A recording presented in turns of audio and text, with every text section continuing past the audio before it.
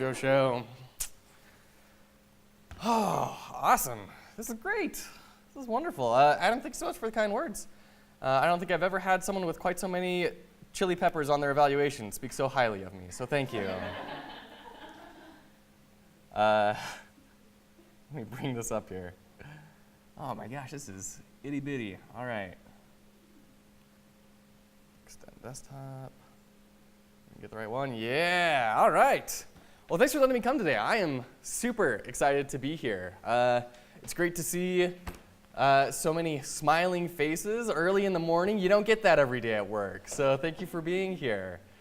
It's the earliest I usually see them, by the way. Yeah. Most of these guys roll in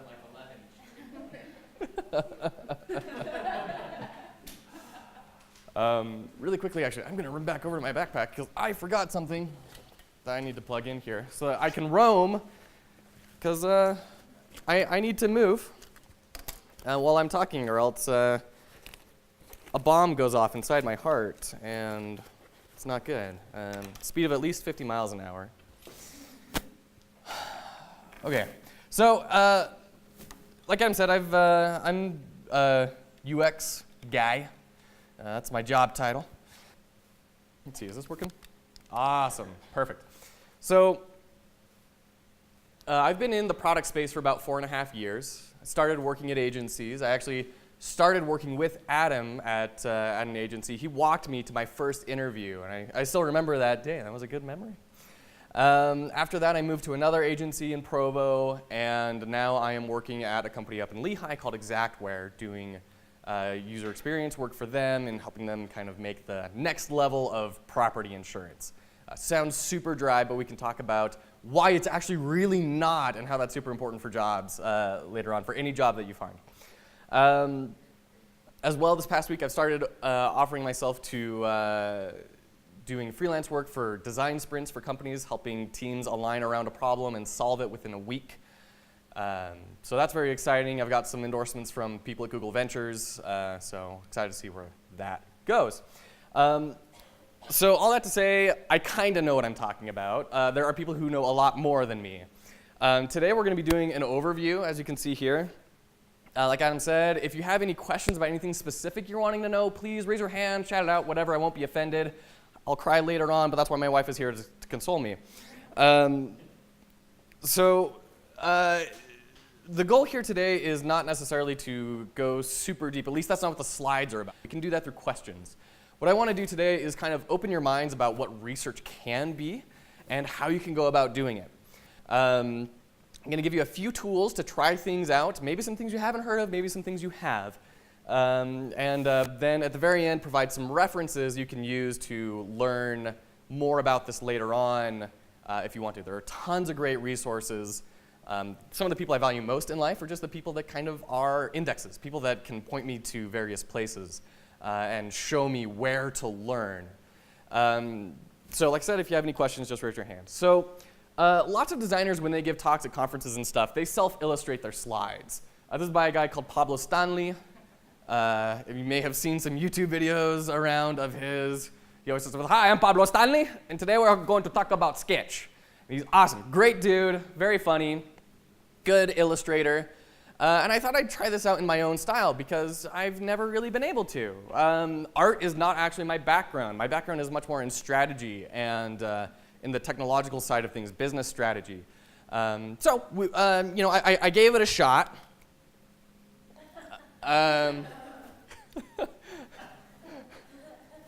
I have to say, I hope Pablo Stanley never sees this because I'm pretty sure I nailed it. So. You'll be able to enjoy those today. So let's talk about getting the right data. Getting the right data and finding the right interpretation of it is really, really hard. There are reasons that people have jobs in this. UX researchers, these are very real roles, and there's teams of them. They're not very common here in Utah right now, although it is growing thanks to the efforts of one gal who started up a podcast about UX research. Locally, and she just barely moved to Twitter, actually, so we lost that rising star, unfortunately. But it's very hard. For example, one commonly held misconception, and I may get tomatoes thrown at me here, surveys largely are garbage. Not to say all surveys are garbage, but most surveys are garbage. You may have heard of NPS, Net Promoter Score. This is a score that companies use to gauge the public interpretation of how loved they are. It's the how much do people love me score. And you've probably taken a couple surveys of NPS yourself. They usually have questions like, would you recommend our service to a friend from a scale of 1 to 10? Would you buy this again? Stuff like that. And at the end of that survey, across tons of different responses, they're able to measure the score and the year. And then they can track that score over time. So you can see, oh, we had a 4.7 in 2006. People didn't like us. But now we're at a 7.8 in 2009. Clearly, we're making a lot more money, and everyone's happy. And, it sounds like a good idea. There's a guy I really like called Jared Spool.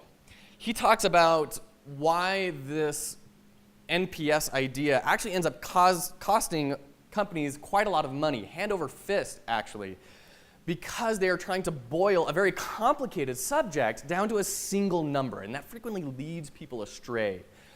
Let's take that classic NPS question. Would you recommend this to a friend on a scale of 1 to 10?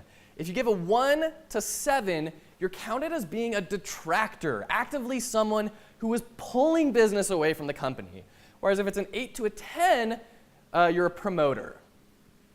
So let's say you and I take this survey. You give it a 10, I give it a 6. However, what do those numbers mean? They're just numbers. These are abstract ideas that are different based on each individual person. For example, here, 2 very different scores, exact same reasons though. I had no problems. Why would I give them a 10?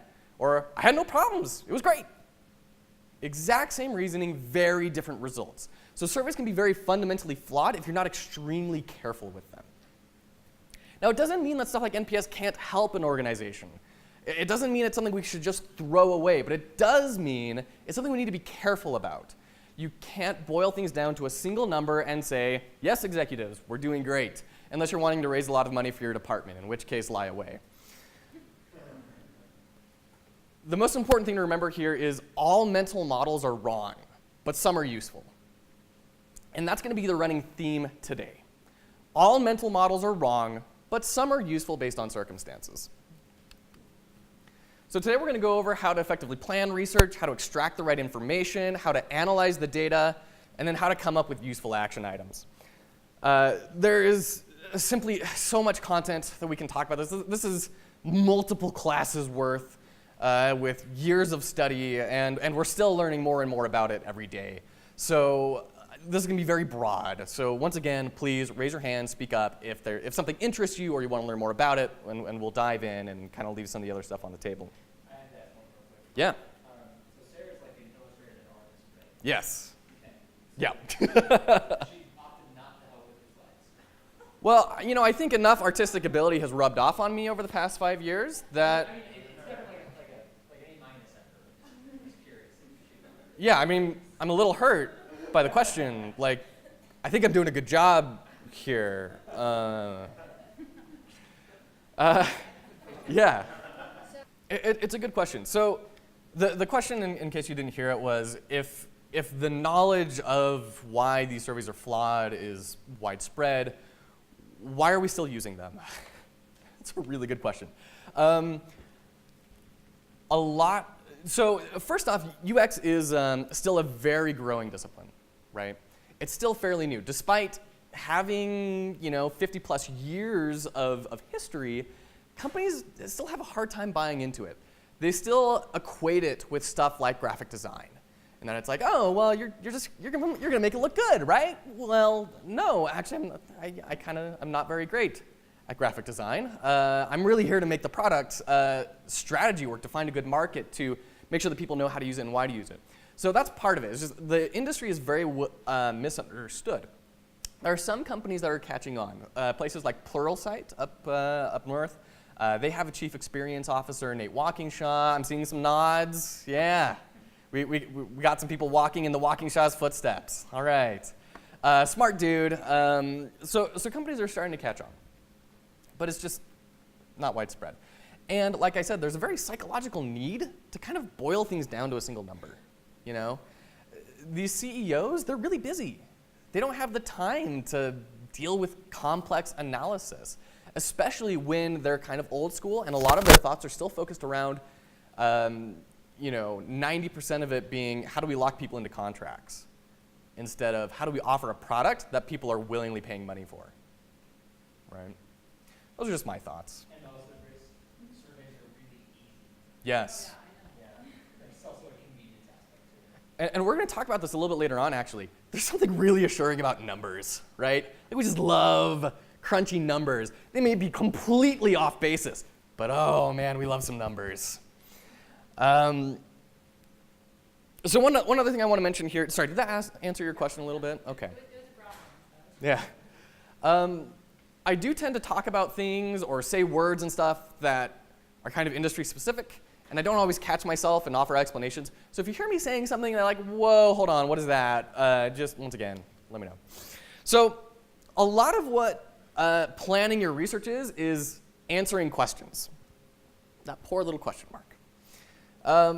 By answering a bunch of simple questions, you're going to be able to pretty clearly see what you need to do. We're going to be using an example a lot here of a geologist who discovered not the Mariana Trench, but some other trench in the sea, which the name is later on in my slides, and I have forgotten. But there was a geologist who was plotting a bunch of data points of like seismic activity on a map of the sea and trying to figure out why is all this stuff happening down here. The idea of tectonic plates was not really well established. It was kind of considered scientific heresy at the point. And this gal started plotting these points. And at the end of plotting thousands of seismic activities, she saw the map and instantly knew this is what has to be right. The data was in front of her. It all became clear. And that's a lot of what the research that we're doing is trying to accomplish. And a lot of that comes back to how we plan it out. Once you understand the landscape, you understand the context, the answers are going to become a lot more obvious. So questions like, what is your organization's long-term goal? What do they want out of 5 years, 10 years down the line? Your project may only exist for a week, but it's important to remember what is their long-term goal. And we'll go over that in just a little bit.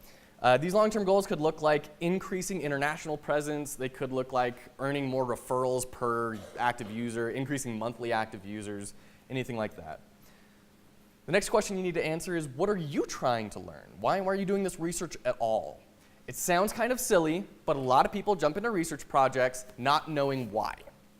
They'll just say, well, how do we do this? Oh, I don't know. Let's just do some research. And it's not clearly defined. Do we want to understand how people are going to use this? Do we want to understand why people are going to use this? What problems specifically are we nervous about? And then gearing the research around that. How does that learning help achieve the long-term goal? So we're combining these two questions now. How does what we are trying to learn support this long-term goal? This also sounds brain dead simple, but it happens all the time in organizations where people just get excited about stuff.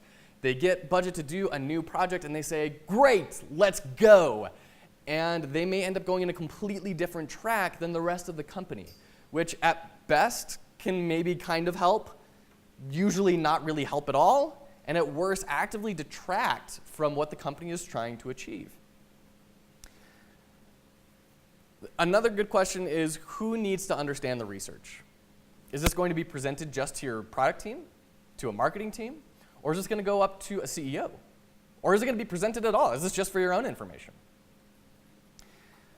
And are the people that you are presenting to going to need that warm, touchy-feely safety of numbers? In general, the higher up the chain you go, the more formal it's going to need to be, right?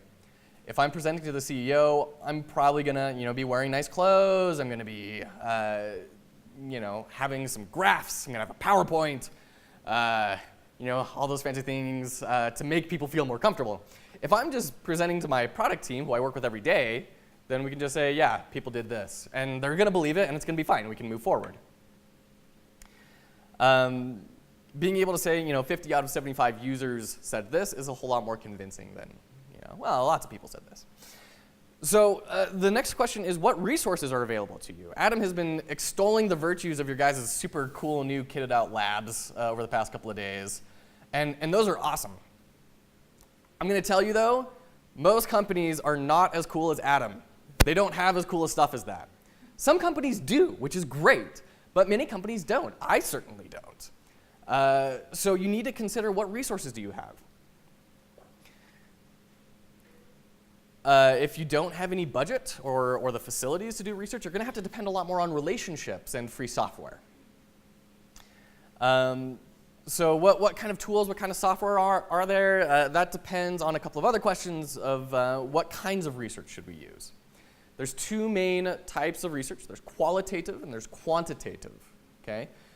Quantitative, numbers. Yay, feel good, crunchy stuff. Qualitative, stuff most people are very uncomfortable with. It's words and talking to people and feelings and, oh man, I don't know, we can't make business decisions on that, but we can. We're going to talk about that a lot today. Quantitative is typically seen as being a whole lot more precise, once again, because of these numbers. It can be interpreted as being more reliable. A lot of that, I feel, is because of this conditioning we have from traditional statistic disciplines. Everyone wants to see graphs, numbers. Fun story. I worked at a company that had a client come in that wanted some app designs done. This is a local company, mind you. The app design was done by a graphic designer who's very good at his job. Wonderful. However, a user experience consultant was brought in to evaluate the designs, and it was found that these designs made absolutely no sense. None of these buttons hooked up to anywhere. It wasn't clear what people were supposed to do. And it just didn't work. However, they looked fantastic. And so they told the client, sorry, we're going to have to redo these. I don't know what to tell you. And he said, okay, I see what you're saying, but don't throw these away. Give these to me because I can raise money. And he proceeded to raise $2 million for his startup off of broken designs that did nothing because they were gorgeous. So that's the power of looks. And also why I spend so much time on my mustache in the morning. Numbers are really good at telling us where a problem might be. It's really good at saying 30% of people drop off when they go to the add to the cart. They just disappear from the website. They help us understand that. Qualitative stuff, words, touchy-feely, this is very underrated. This is stuff that people don't understand. We're not very emotionally intelligent in business.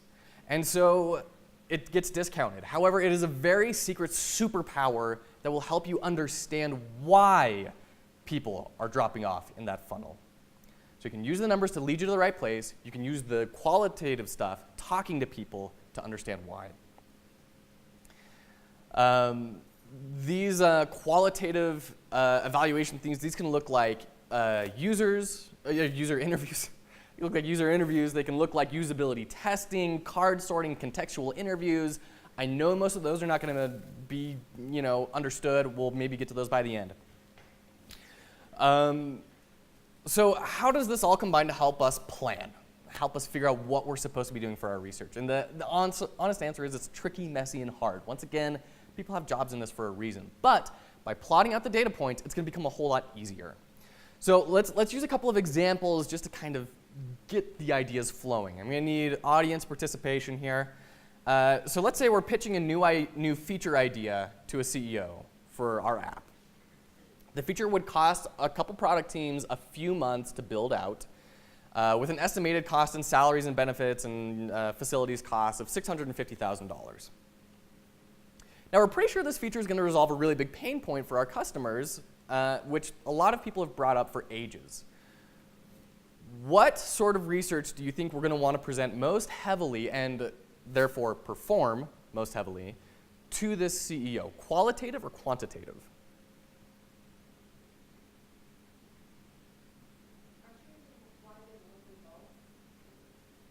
Yes. Mm-hmm.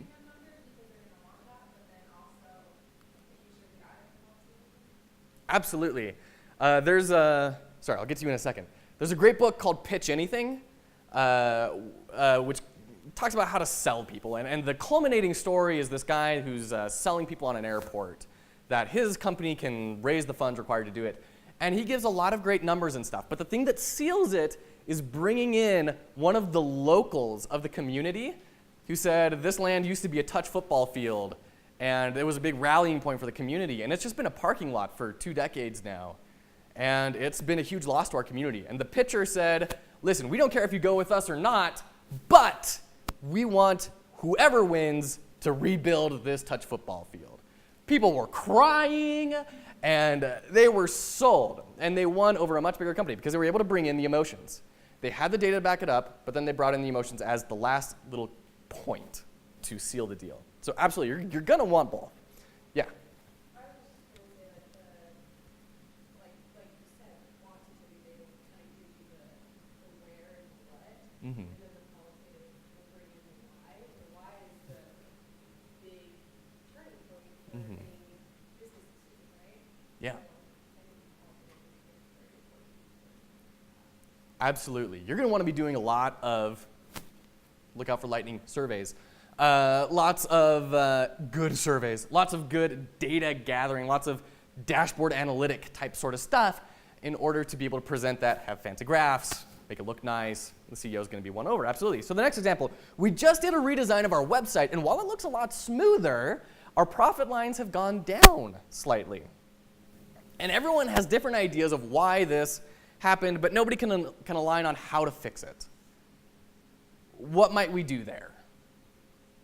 Yeah. I think qualitative data would be helpful because you want to understand what the users are experiencing. You obviously have the numbers, you know that it's not getting as much like conversions and things like that, but you want to know why. So I think qualitative would be beneficial. Yeah, I would agree.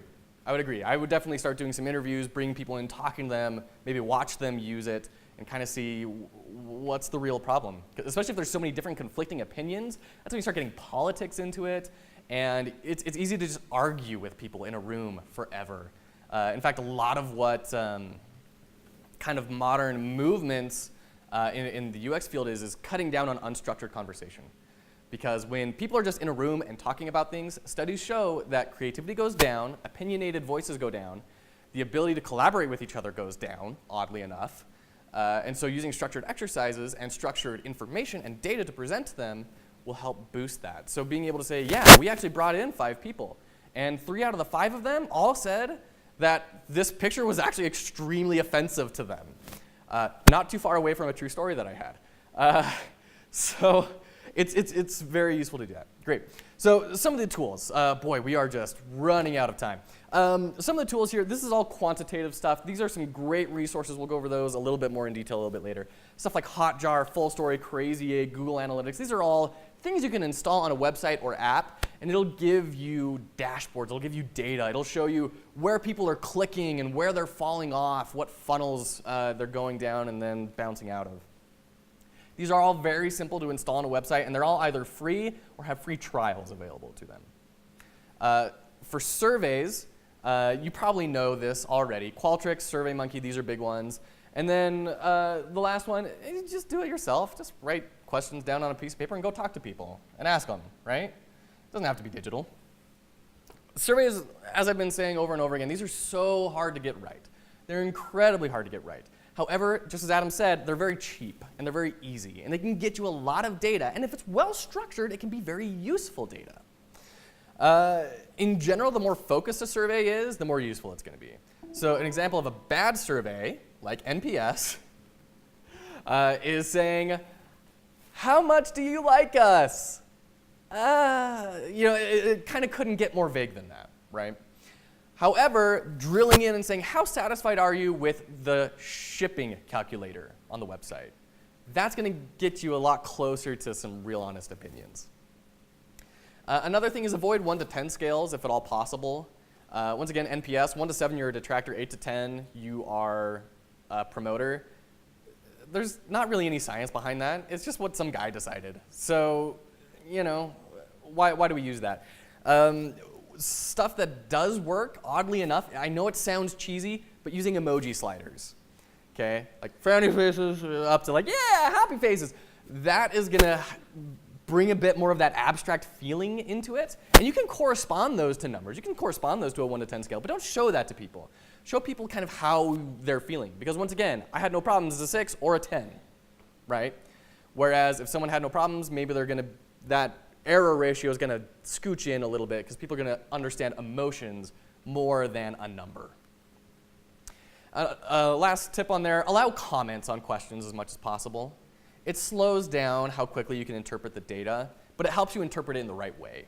So honestly, I'm a huge fan of any survey that has comments on every question, because I can say, yeah, I like this a 3 out of 5, but let me tell you why. It means you're going to have to go back in, you're going to have to read all those comments, and it's going to slow it down, but then you're going to be able to gauge the data in a much more effective way. Yeah?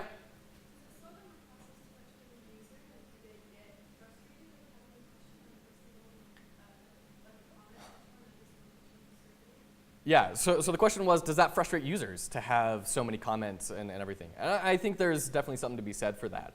I would definitely recommend having them be optional, right? That way, if they want to, they can submit it forward. Having it be required is a researcher's dream, but like you said, you're probably going to get a lot less respondents, and which that's going to reduce your sample size, which is going to reduce the accuracy of the data anyways. So it's just a trade-off of how you want to handle it. In general, I'd say, yeah, make them optional. Internal reports are another great source. A lot of teams are going to have really useful data for you to draw on. Sales, marketing teams, support teams, these are all really, really, really great places to establish strong relationships with and get information from them, because they're always going to be wanting to be showing off their good stuff numbers. So let's take a look at the qualitative stuff now. There are a couple of services to help with qualitative data gathering. A lot of the times this is going to look like sitting people down in front of your software, your website, whatever, and asking them to kind of go through a couple of different tasks. For stuff like that, there's some great software. Lookback, usertesting.com, Validately. These will all help you to source candidates to do the research. They will help you to structure your questions. They will record the sessions for you so you can view them later on. The drawback is stuff like this kind of usually costs money. They're usually not wildly expensive, but you know, a lot of the times you literally have zero budget to do stuff like this, and so you got to work with that. So when that happens, friends and family are a great resource. People willing to help you out. Never underestimate connections that you have. Because even if these people don't match up with your target market, let's say you were trying to test some hip new app of what it's like at the latest oxygen bar, Grandpa here is not going to appreciate that, right? But testing with anybody is better than testing with nobody. The problem is you just have to put little asterisks next to the results. You have to kind of work a little bit harder to interpret the data and take it with a bit more of a grain of salt. So user interviews, these are a lot more feasible in a lot of ways. This is literally you just having a script of questions to ask and saying, hi, how's it going? Hey, would you have some time to maybe look at this website, like 5-10 minutes, and let me kind of ask you some stuff about it? It's that easy. We did this all the time in agency life, and I still do it at work today. Just instead of going around the streets of Provo, I go around the streets of work and bug people. And you can ask simple things like, okay, when you used this last, what did you think about it? Right? So you're asking the questions, they're giving you their results, and they may be different results than what you're expecting. Once again, this is all about plotting data points on a map and then getting the answers from there. The next one is contextual inquiry. This is where you just literally hide out like a creeper and watch people. This is wildly insightful. You may have an idea of how things go down. Have you guys seen the show Hidden Bosses? Yeah, that's contextual inquiry. That's all they're doing. They're just saying, okay, you have an idea of what's happening, but let's see how it actually is. And you just hang out somewhere and watch them. So it was fascinating the other day when my wife and I were getting Five Guys burgers because they made a brilliant decision and put windows to their kitchen, right? How many places do that? No one wants you to see into the kitchen. Or not Five Guys, excuse me, In-N-Out. Thank you. In-N-Out has windows into the kitchen. And we were going through the drive-thru, which was another brilliant, very thoughtful, intentional move. They didn't have to put windows on the outside. They could just have an open floor plan, kind of like Five Guys does. But In-N-Out put windows on the outside. And so when you're driving by, you're able to see all these young, talented people hard at work. I saw a guy there that I thought his right arm must be the strongest thing in this world, because his entire job was grabbing a potato out of a sack, sticking it on something, and then jamming it down into a thing. And he was doing that at a rate of like 1,000 potatoes a minute. It was just all day, that was all he did. And it was amazing. I never would have expected that. I never would have expected that someone just had the job of being the fry cutting guy, right? But that's how heavily they work, and that's how heavily streamlined. So that had some cool effects. I got to see how they do it, which built my confidence in them, saying, wow, they're very streamlined. But it also let me know they have a guy whose job is to cut fries. So if I'm like designing restaurant software, I'm gonna have to be aware of that. I'm gonna have to account for that in like an order system. I'm gonna have to know how they pass orders back and forth. And it's really easy to just sit down somewhere, pull out a notebook, relax, maybe put in some headphones so people don't bug you, but not put music in them so you can still hear stuff, and just watch.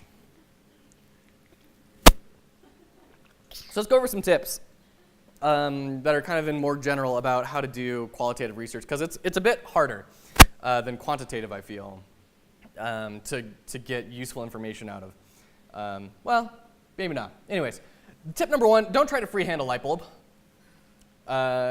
because then it becomes Sloth light bulb from the Goonies. The first actual tip is be very careful with your questions. Some examples of good questions. What are you thinking right now? Who do you think this is for? Is there anything here you didn't expect to see? Is there anything that you feel is missing from this page? What did you do the last time you encountered a situation like this? And that's a very important question. That's one we use all the time. Asking people about past behaviors is much more reliable than asking about future behaviors. An example of a bad question is, do you think you'd use this? What are they going to say? Probably going to be like, yeah, well, the nice person brought me in, gave me a $25 gift certificate to Amazon. Yeah, I'd use it. They don't know. Nobody can predict the future. It's why, we have false prophets and tyrants who oppress, right? They're trying to predict the future and we buy into it, right? So don't ask them to do that. It's unreasonable. Talk about past experiences. And as bad as memory is, if you've watched Adam Ruins Everything, you'll have seen eyewitness testimonies are bad because our memories can be falsified inside of our own minds. That's really important for stuff like law, where people are going to die. It's not quite as important for us. It's usually a lot lower stakes. The brain has a lot less emotion tied to it. They're not going to invent quite as much. Doesn't matter quite as much. Some more bad questions. Did you notice that button? Why might that be a bad question? What was that? It's a yes or no question. You make them feel like an idiot. Absolutely. What else? One other big thing is maybe they didn't notice the button at all. But now they're going to say, oh, okay, yeah, well, let me talk about it. And you don't really care because they didn't notice it. And so that's all the information you need, right? If they don't talk about something, that's all the information you need. If you're trying to lead them to a specific point, you're entering very dangerous territory as far as usability testing goes. It needs to be open. It needs to be honest. It needs to be them genuinely reacting to the product. Do you think you'd use this? We went over that. Future telling doesn't really work. Would this be helpful for you? Once again, future. What is missing here? That's a bad question. And we said a good question is, do you feel that anything is missing? There's an important difference between those questions, right? What do you think? So I think by asking the do you feel anything is not the opportunity to respond, because if they notice something missing, it's like, oh wait, or if they feel like maybe, oh, it's not missing, it's like, oh, but it is missing. Make it, I think, more like as a larger, not a larger problem, but maybe more stand out. I don't know the technical term. Yeah. I feel like when you say is anything missing, it sounds like a test, so then they can start looking and thinking of things that could be missing. Absolutely. You guys have it right. These are leading questions, right? Whereas leaving it open, like you said, that allows them that opportunity to say yes or no. And this is a pretty viable question. I use this quite a lot, and it leads to some really good results. Just like you guys mentioned just barely, Another good important thing is taking care of the humans. These are people we're dealing with. They're not robots. You can't just run a command prompt and get data out of them. You can't just dip a bucket in there and pull it out. You got to be gentle with them. It's actually a very nerving experience, kind of going in and possibly being strapped into a virtual environment where people are going to measure your heart rate and everything. That can be a little intense. So make them feel comfortable. Greet them nicely. Big smiles, handshakes. Make sure they feel comfortable wherever they're going. There's a great example in the book Sprint, written by a guy called Jake Knapp at Google Ventures, who did a test for something called Savioke, which is a hotel robot system that can deliver toothbrushes to you and stuff. And they wanted to test the efficacy of this robot and how people interpreted it. So they wanted to test it as realistically as they could. And so they set up a bunch of cameras in a hotel room, and they brought people in to go talk about it. Well, if you think about it for a second, it's kind of really scary to walk into a hotel room with a bunch of cameras duct taped to a wall and wires everywhere, and you're one-on-one with someone. Not the most comfortable environment. So the researcher made sure he brought his Google name badge and that there were multiple people walking them to the place and everyone knew and everything, just to help them feel comfortable. Another big part of that is being one-on-one with them and not pushing them too far with questions. So an example, you want the whole team to be aware of these test results. That's great. They can listen in a different room. You can be streaming it to them where they're muted. You are one-on-one with the user. Don't push them beyond the breaking point with questions. This doesn't happen very often, but it can happen. A lot of times people can feel very indecisive, or you can be talking about very delicate things, like if you're working for Flatiron Health, where they help pair cancer patients with clinical test trials. You don't want to ask them too many questions where they start to get worked up. Stuff like, so what are your thoughts on this? Oh, I don't know. Yeah, but what were they? I don't know. I don't know. Can you just tell me though? Just let me know. What are you thinking about this? I don't know. Okay, right? It kills the whole interview. So that's analyzing or planning the research. Gosh, we have 15 minutes left. Okay, we have time for one of two sections left. Do you want to talk about kind of analyzing the data and extracting it out of the qualitative stuff and the quantitative stuff? Or do you want to talk about making action items based off of that and aligning a team around that?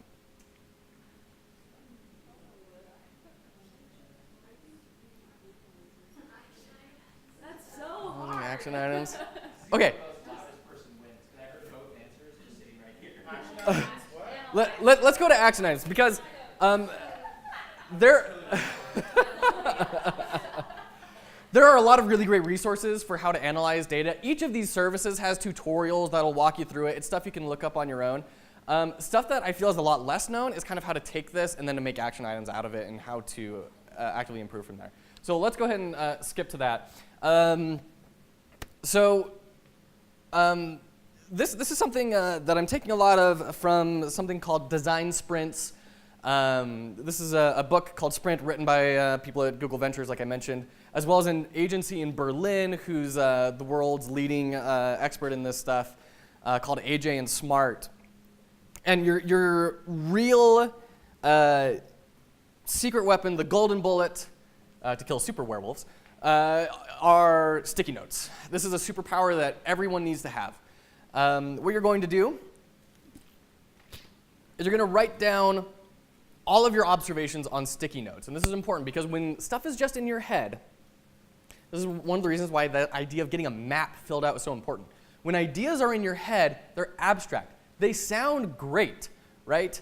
When you're thinking about your new potential spouse that you're going to find someday, aren't they the best thing ever? They're perfect in every way. And then you meet someone and you fall in love with them, and you're like, okay, this person is a little rough around the edges. Maybe his mustache isn't perfectly twirled every day, but they're still worth going out on a limb for, right? When an idea becomes physical, all of a sudden you can talk about it, you can manipulate it, you can rationalize it in ways that you can't when it's an abstract thought. So you're going to write these things down, right? Any observation you notice during the test, Did they get surprised anytime? What words did they say? Did they say, oh, I thought this was going to do this, but actually it did this? Or, oh, I love that. Or even paying attention to facial cues, which is why recording is so important. Recording both the screen and the user, so that when they click on a new page and go, you can write that down, right? And then as you get more and more accustomed to noticing those things, they'll eventually just go, and you'll say, okay, there was a point there. There was a micro moment we need to pay attention to at that moment and know if that was good or bad. So you're going to write these all down, and then you're going to group them into like categories. So you can see they're putting them in similar areas here, stuff in dealing with content, with engagement, with the product value, with the discovery. They're grouping it in their own way. Once again, this is to just sort things and get all these abstract ideas to be actionable. And once you have them grouped, you're going to be able to analyze trends a whole lot easier. You're going to be able to see, wow, this area with like the surprise sticky notes, this place is huge. And this one over here is very small. So maybe we don't have to worry about it quite as much. Right? Maybe it's not as big of an issue. Or maybe you say, okay, there were only 3 people that experienced this, but all of them threw a chair at the wall. So maybe like, let's see if there's some color blindness or something going on there, right? After that, either individually or as a team, and I highly recommend doing this as a team if at all possible, you're going to vote on what the most important problems are. You're going to take a representative from each of those groups, put them on a wall, and then people are going to vote on them. They're going to do this using really anything. What's really convenient is if you have like the little dot stickers that are various colors.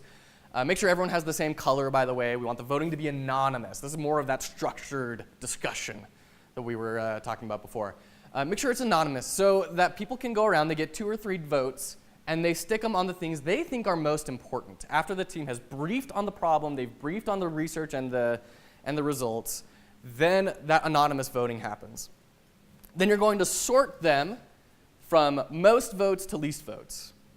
And then you're going to take maybe the top 4 voted problems, and you're going to take all the rest and you're just going to put them in a filing cabinet somewhere, because they're clearly not important enough, right? Even if some things are tied, just pick one. Just pick one and move on. It is far, far, far too easy to get bogged down in decision making. And so the more you can just pick something and move, the faster you're going to be able to go, which means you're going to get more iterations in. So you could spend 3 months arguing over whether point A or point B is right, or you can just go and fix point A in a week, and then next week fix point B.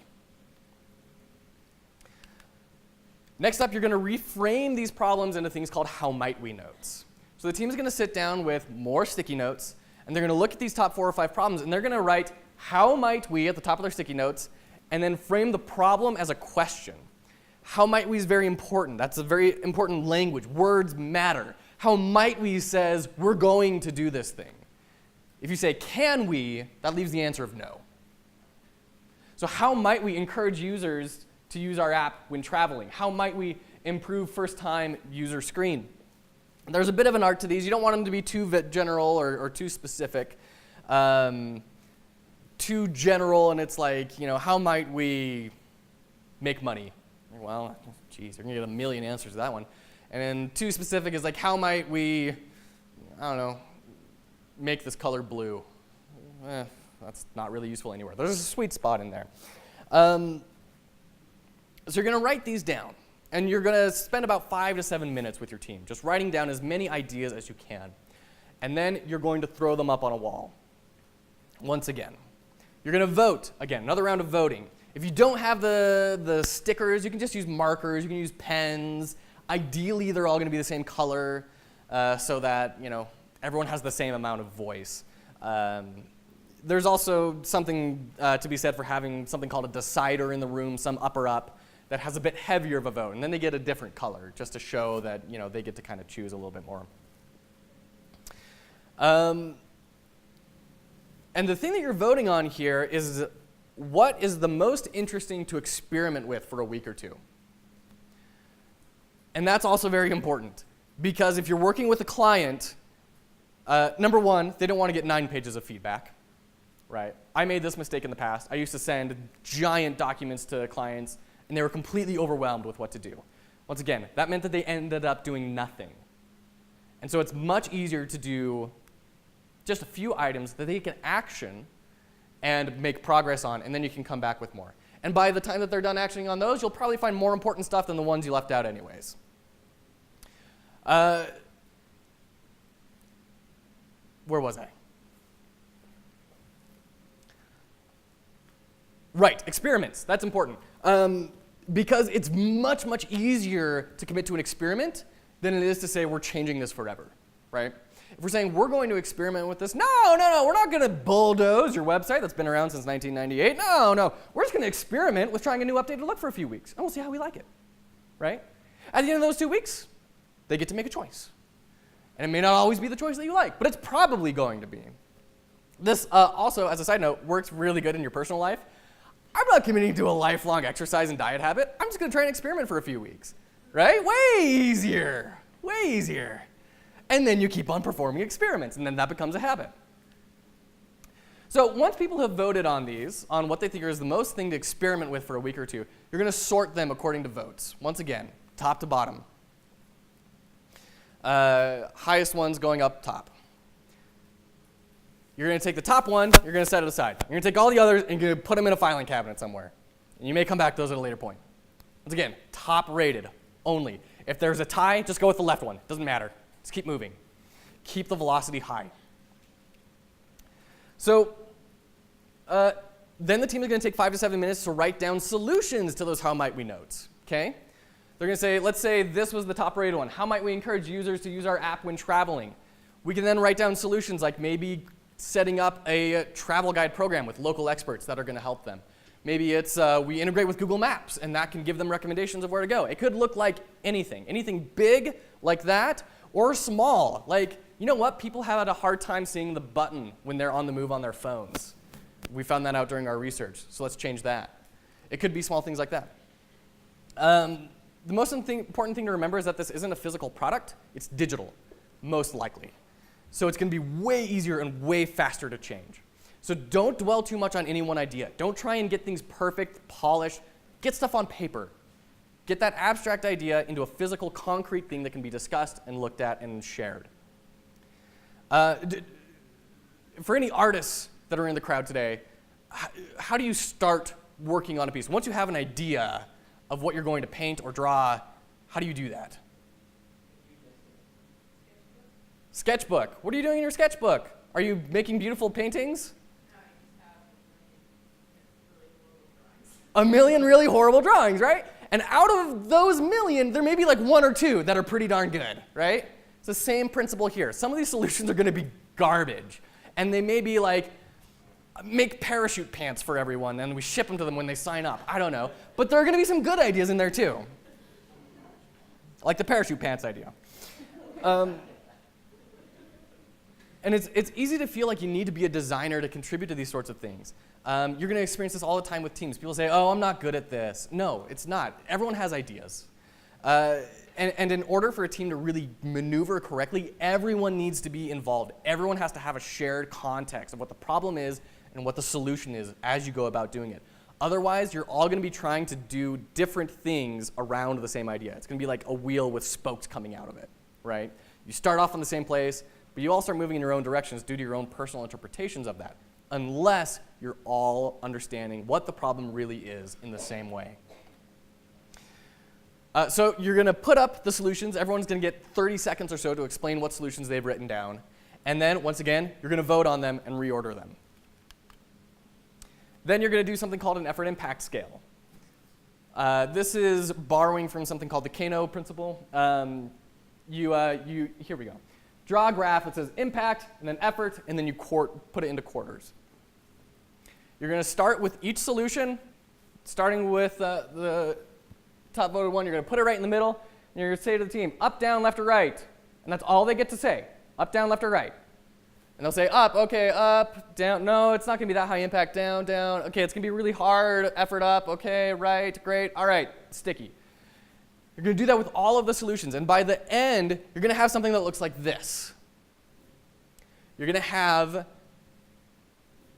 solutions to an understood problem rated based on how easy it's going to be and how much of an impact it's going to make on the client. So the sweet spot you're looking for is up here. Anything over here, you know, maybe people do if they have extra time. These are like big projects that you start, and then these are things you kind of just throw away in the garbage, right? You'll see the little dots on them. Once again, if you're in a team and you really need to, you can vote on these as well to get the ball rolling, keep momentum high. And yeah, that's how you make action items out of your qualitative research especially, but this works for quantitative as well. You're going to find, just like that researcher who discovered that trench, solutions are going to jump out. The answers will become obvious. However, if you want to, there are a lot of resources you can check out to learn more and to get better at it. Sprint, I've referenced a couple of times here. AJ and Smart, that's the other, that agency that I was discussing who's the world's #1 expert on it right now. Warning, this guy, Jonathan Courtney, he's one of the co-founders of AJ and Smart. He's Irish, so he swears like a sailor. Super smart dude, though, very entertaining. Hosts a podcast with this guy, Jake Knapp, who wrote Sprint, called the Product Breakfast Club, where they ramble about product and strategy for an hour at a time. There's a book here called Universal Principles of Design, if you're wanting to kind of get more into like the psychology behind what buttons go where and what. And you guys also have a UX club. I think it's like uxd.byu.com or something. If you Google BYU UX Club, you'll find it. That's how I found that. There's a lot of great resources available to you. Feel free to hit me up on LinkedIn. I'd love to talk with anyone. We have 2 minutes left for any other questions. Yeah? I have a quick one. So as you were explaining, that was mostly qualitative data with like the those action items. Is that what you guys do mostly, or do you work more with quantitative? What do you do most, I guess? Yeah, do we work mostly with qualitative or quantitative? I tend to work mostly with qualitative. That's kind of my comfort zone. It's where I've found the most insight to come from. Quantitative can be extremely useful, and it should never be ignored. You'll hear a lot of people say like everything needs to be data-driven. I think that's someone trying to preach false doctrine, personally. Being data-driven is important, but it can't be everything. So I tend to use the data-driven stuff until I understand where I need to zero in on, and then I kind of leave it behind. Now, you can do some fun stuff with data on these dashboards, like Hotjar, right? You can kind of get some qualitative data out of it. You can see here that, oh, a lot of people click up here. So you can follow that user journey, clicking through with them and seeing where they're going, where they're stopping to scroll, where they are leaving a page. And you can kind of get some stuff like that. We've done some fun. When I was working with Adam and another graphic designer, we did some really fun Sherlock Holmesian sort of like, oh, they're doing this, but then, I remember one example was for a law firm. A lot of people clicked on the staff and scrolled down much farther than we'd expected, up until they found the female staff members. And then it stops. So that's an important thing, right? Like, that's an important thing to understand about the users and how the market is interpreting things so you can account for that and maybe present it in a different way or help them to understand the value that comes out of it, right? So there are times where those two data types can kind of cross over a little bit as well. Does that answer your question? Yeah. Okay. All right, that's 10 o'clock exactly. I leave that up to Adam then, where the next step is from here. Oh, sorry. Also, real quick, Xactware, where I work, they are going to be having internships for designers and stuff opening up in the near future. Just not yet, so keep an eye out. Connect with me on LinkedIn if you want to have an opportunity to maybe look at that. All right, thanks.